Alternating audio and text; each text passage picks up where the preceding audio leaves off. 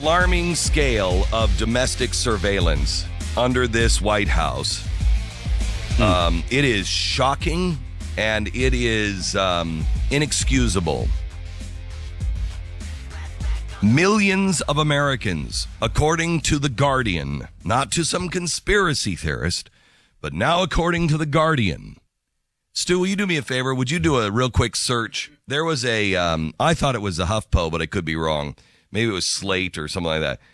Just in the last month, somebody was mocking me for saying that the government is gathering information on a mass scale.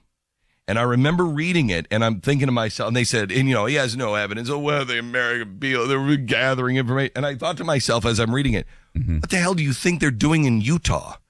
What do you think they're building that gigantic storage facility for? From the NSA. What do you think they're using that for?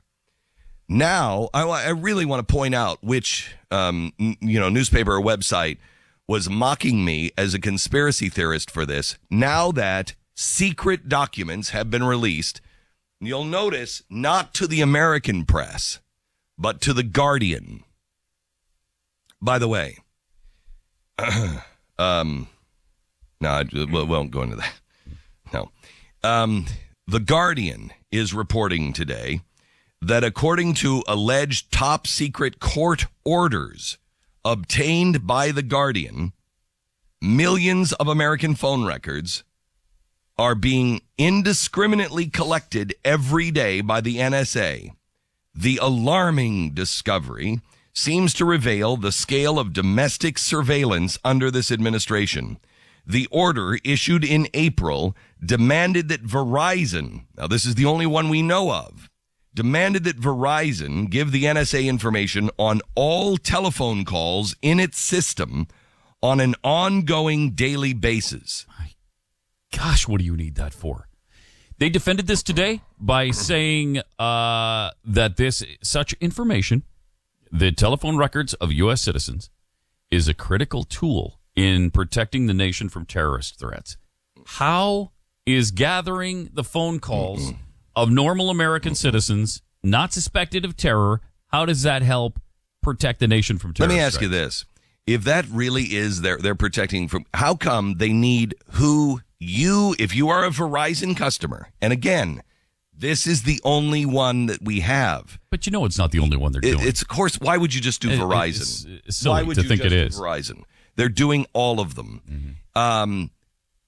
You tell me why the government needs this information on every Verizon customer, but they don't need to know who's coming across our border.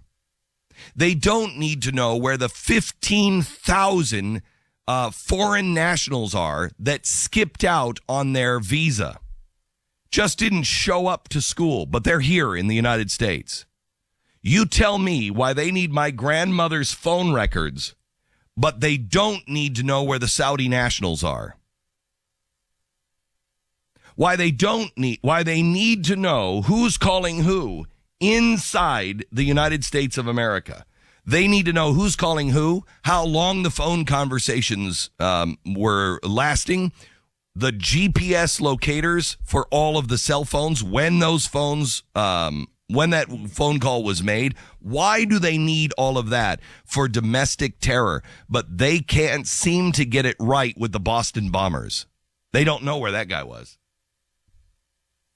You tell me why they need all of this information. Why do you need to go for the AP? You don't need to go for the AP and target the reporters. If they have everybody who has a Verizon phone, if they have everybody's phone, who carries BlackBerry? Is it Verizon? Well, no. I mean, you can get different Anybody services, on different phones like that. I'm just wondering because everybody that I do know that is serious about some sort of security has a Verizon BlackBerry or has a BlackBerry. Because I don't know what it is. I don't believe any. Everybody's like, No, I'm serious. That's why I have a BlackBerry. And I'm like, oh, really? I'm serious. That's why I don't have a phone. If Americans cop the attitude again this time, Well, I'm not doing anything wrong. What do I care if they're taking my phone records? we're dead. We're dead this time, because if you can't get it now, what's going on here? That the government is intruding into every aspect of our lives, and they don't need the information. That's the point, is that there's no reason for this intrusion into our lives. There's no probable cause here. They're violating the U.S. Constitution. If you don't care about any of that, then They can get away with anything. They can do anything. Yeah. If you really don't care, because that's what this is about, you don't care about your right. Mm-hmm. Your rights are being violated right now. And unless, it's like trademarks. I'll tell this story now because it's years in the past. We used to use the lowercase g as a logo for me. Mm-hmm. And we used to have a gear around it, and you had the lowercase g. Well, we were sued by Garth Brooks because he uses the lowercase g. And I remember saying to my attorney, and they said, you have to change your logo. My attorneys, you have to change the logo. And I was like, I have to change the logo? The hell, he doesn't own the lowercase g. And they said, actually, he does. And I said, what do you mean he owns the lowercase g? That's a letter of the alphabet he owns? And they said, yes, he does. Now, how? Because he had the money to defend it. And here's the thing. Unless you defend it every time, you can't pick and choose. So if he had to come after me or anybody else, unless you defend it every time, you lose it. So because he had defended it every time for like 10 years and nobody had won, he then technically owned it. So once you get past a certain point, then yes, you do own it. So he had to defend it every single violation. And because nobody won and most people just didn't have the money to fight it, then he won. And so he did technically own the lowercase g, or he does now, I think. He technically owns that typeface lowercase g. It's bizarre. Well, here's the thing.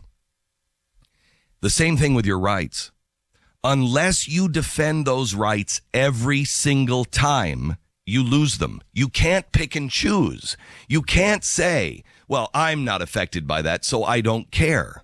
This is why when they got the Boston bombers and they were not Mirandizing and they were like, well, maybe we won't charge them. Excuse me? I don't want to defend those dirtbags. But if I don't defend their rights, it's why John Adams defended the British. When the British came, was it the shot heard around the world that he was defending? It was the Boston Massacre. Yeah, Boston Massacre. Mm-hmm. He had to defend the British in the Boston Massacre. It made him extraordinarily unpopular. But that was his point. Wait a minute. They have a right to legal defense. And somebody must make a strong defense for them. I don't want to. I'm not on their side. And everybody said, don't do it, John. You'll destroy yourself. It has to be done. And that's the way we need to get. Look, if they are doing something, if the IRS was doing something to Greenpeace and all the lefties, but they were doing what was wrong, it is a violation of my rights. By violating their rights, they're violating mine. Because once you set the precedent, look, I argued against this and I said, no, that's not really true. I mean, we just have to have sunsets when the Patriot Act. They said, Glenn, you can't do it. And what I argued was, well, no, they're only going to do it for terrorists. No, they're not. Clearly, they're not. Now, I argued against it. I said, no, come on. Everybody's reasonable. We just want to get the bad guys. We just want to get the terrorists. And I believe somebody said to me at the time, who's defining the bad guys? And I'm like, come on, man. We know who the bad guys are. Well, do we now anymore? Do we? Ask the members of the Tea Party who the bad guys are. Then go ask the people at the IRS. Go ask the people in the White House Between Occupy Wall Street and the Tea Party, which one are the bad guys? In a moment of honesty, they'll tell you the Tea Party, not Occupy Wall Street. They're on the good side. So don't tell me you're not doing anything wrong. Don't tell me that they're not violating your rights because you don't have nothing to worry about. Believe me, when people pick and choose, when people start to say, you know what, I think we have to redefine the bad guy here. Yeah. Do we need to remind you of the words of U.S. Congress people? Let's all remember who the real enemy is. And the real enemy is the Tea Party. Okay. I mean, they have spoken it out loud. Play the man whose name shall not be spoken on this program. You know which one I'm talking about? The enemy thing? Yeah, play that one. I mean, listen to him. These people are, I was thinking about this because in this history museum that we have coming up, it's spooky. We have really some spooky stuff. We have Tokyo Rose's microphone that we're going to, the guy, a sailor went and he landed in Tokyo and he was going to go beat the snot out of her and kill her. And that was his deal. He was like on the ship and all the way over, he's like, I'm going to kill Tokyo Rose. Really? Oh, yeah. And he went over to the radio station and with the intent, I'm going to kill her. Well, she had escaped. I don't know whose phone that is. I don't either. It's like a Jack Bauer moment. There's a phone ringing and we don't know why. This is bad trouble. But it's not 3. Okay, so she was going to, he was going to go kill her. Well, she had escaped already. So what he did is he took her microphone and burned everything down, took her microphone. So we have her microphone in this museum. We also have Hitler's copy of Mein Kampf. It was his copy of Mein Kampf.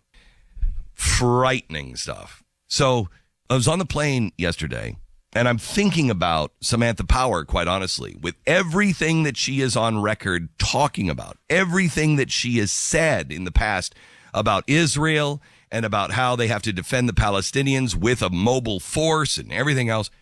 I thought to myself, all of this stuff is clear. All of this is clear. They have already told us. They have told us who the enemies are. We are. What they believe in. What they believe in the Middle East. Their actions have told everything is out. Everything is out. We know it.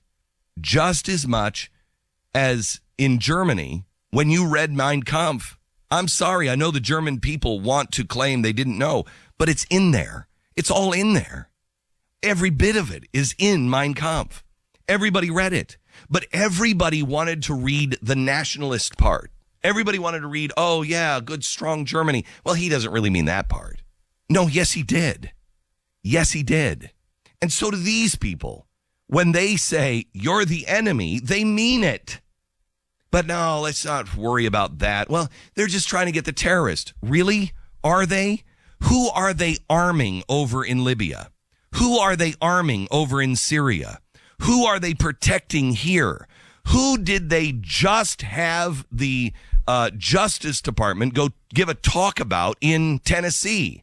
That you can claim civil rights abuses if someone insults the Prophet Muhammad. That's our Justice Department. They're on the wrong side, guys. So don't tell me that it doesn't violate your rights. If somebody truly has violated the rights of a Muslim, we must stand with that Muslim. If somebody is truly violating a right of search and seizure, a right of free speech, a right to practice your religion as you see fit, to follow your conscience, we have a responsibility to stand with them. We must stand with them. Because any violation against any American citizen, no matter if you agree or disagree with them, any violation is a violation of your civil rights. Now, this is the very case that the president made, but he didn't mean it. During the election, he gave a great speech where he said, if somebody is scooped up in the middle of the night and taken without charge, and just held without charge. That's a violation of all of our civil rights. And the crowd cheered. Well, where is he now? Where is he now? If somebody comes and scoops up all of my neighbors' information because they're on Verizon and just gathers all of that information, it is a violation of my civil rights as well. I'm telling you, America, we are the civil rights leaders of this day. Accept your position. Accept your role. Square your shoulders. Stand up. Link arms. This is going to be a real slog. Some of us will not make it to the end, as they used to say, because this is a long, long journey to the end of the road. But man will be free as long as people understand the Bill of Rights. It was given to us, yes, by man and flawed men, but it was inspired by God. Those rights don't belong to you. You are merely a guardian of those rights for our children and our grandchildren of all color, of all races, of all theological backgrounds. You are a guardian and a steward. Recognize what time it is. Recognize why you have been born, where you have been born. You have been given much, and believe me, much is required, not just expected.